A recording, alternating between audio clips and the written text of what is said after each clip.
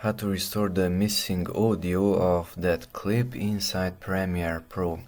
Position the playhead above the clip which is damaged, it's missing the audio.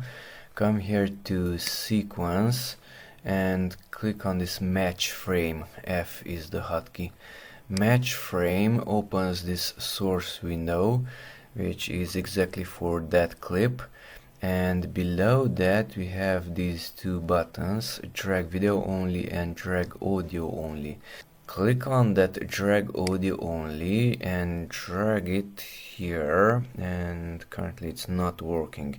If it's not working, the audio doesn't appear, then notice the V1 is blue and A1 is not blue. So click on A1, now that is enabled also. Now drag this, drag audio only, and it's there but it's not jumping exactly where it's needed. And now the right side is cut off, so undo it and enable this snap also.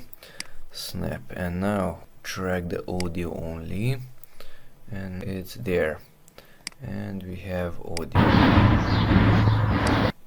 Okay, but after that notice that one can be moved and the audio can be moved separately. Undo it with Ctrl Z. So select both of them, right click and link, click on this link, and now both of them are moving together.